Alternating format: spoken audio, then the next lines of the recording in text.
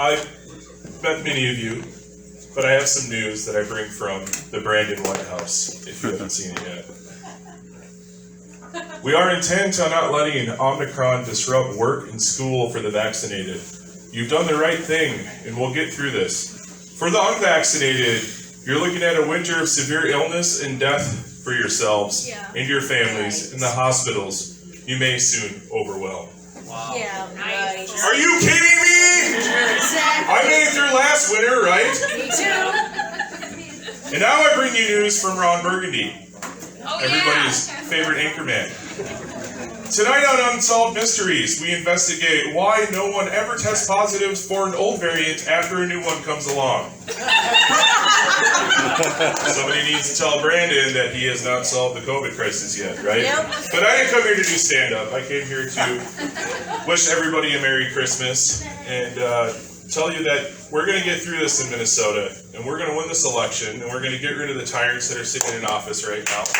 And that includes Tim Walz and Pete Allison and Aaron Omar and John Thompson. We'll try to get rid of him too, by the way. He's still around. How about He was. Actually, Scott Jensen just had a really good meeting with John Thompson the other day. If you haven't caught that yet, go look at Alpha News'. I thought he was kicked out for all that stuff. No. The DFL gave him a pass, and he paid his ticket 10 months later, and now he has a Minnesota driver's license, though, so hey, we got that going on for us, right?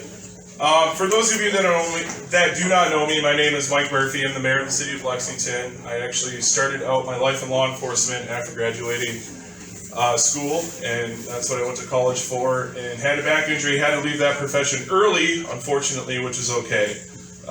Such is life, you move on, and God brings you to another path in another direction, which happened for me, which was small business. Been doing that for the last 16 years, owned some UPS stores in Minnesota, Wisconsin, a printing company, give back a lot, St. Jude, Opportunity Zone projects, and we also have a commercial printing company too as well, but I ran for my local city council in 2016 because I had enough of what was going on in my town, and I know that local power is where all the control is at, where you can make all the change that you need, and that's what we need. And I took over as mayor in 2019, just re-elected, but I've done some cool things that I want to bring to the state of Minnesota at a local level, because I'm a political outsider, a grassroots candidate that is fighting for you folks every single day. I go to bed and I wake up, and this is my drive and my passion to save my state of Minnesota. I'm not going to abandon you for Texas or Florida like so many people have been doing. But I've made my city a Second Amendment sanctuary city, the only one in Minneapolis and St. Paul. We're going to make the whole entire state a sanctuary city, constitutional carry state. But one of the most recently things that we're working on, and we keep refining the language, but I think we're ready to go here in January, is we're going to be a health freedom sanctuary city in the state of Minnesota.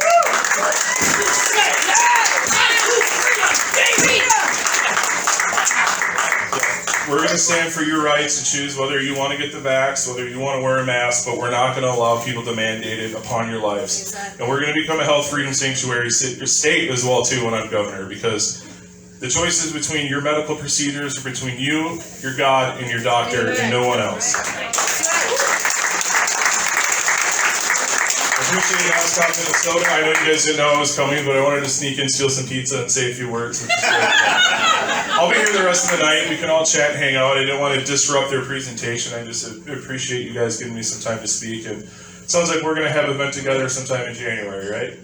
Yeah. And you guys can listen to me for like a full half hour. But, you know, Christmas is around the corner.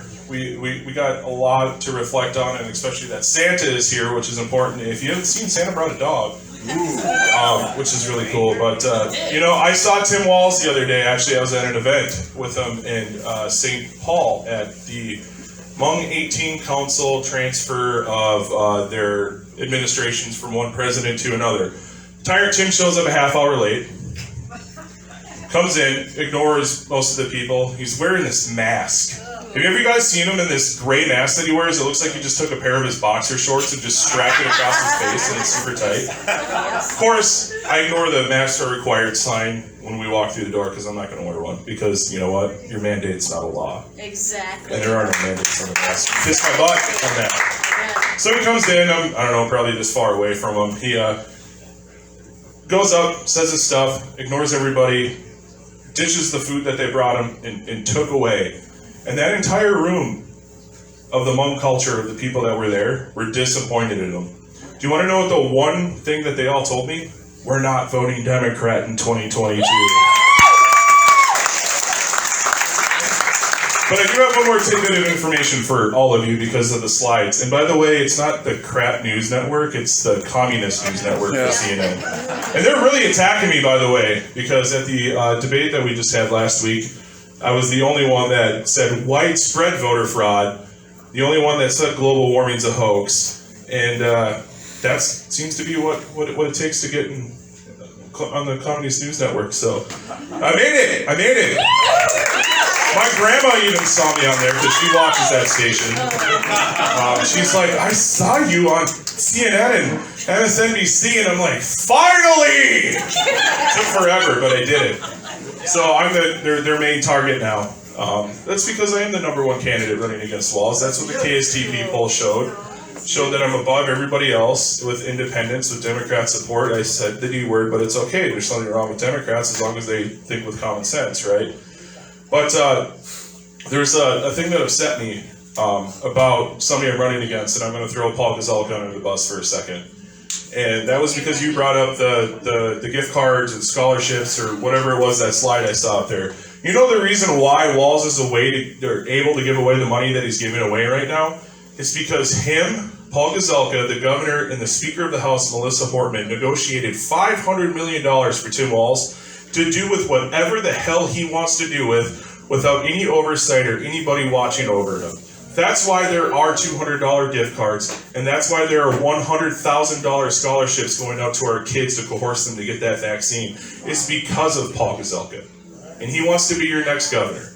So I just want all of you to know that you'll continue to get the more same swamp stuff if you elect an established candidate like that.